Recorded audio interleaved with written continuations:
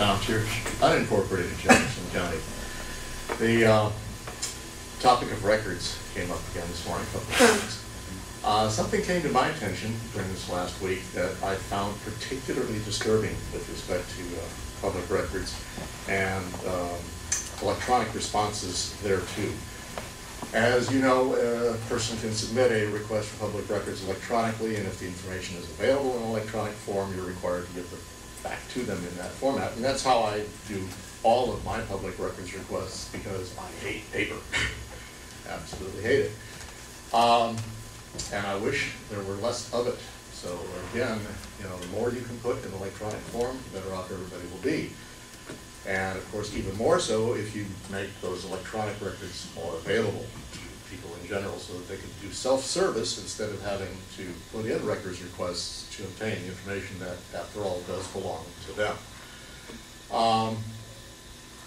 But what troubled me this last week was I learned that there is a defect in the county's email system, and this defect has existed for at least a year now. That's the best we can determine so far.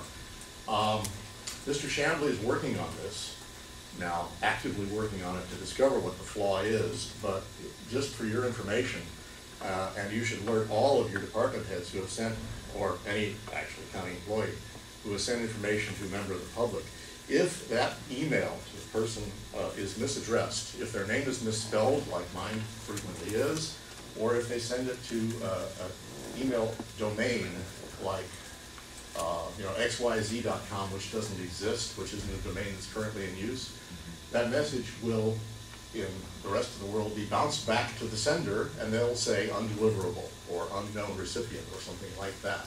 Well, in the county's email system, there's some defect in the software that's preventing those bounced messages from being seen.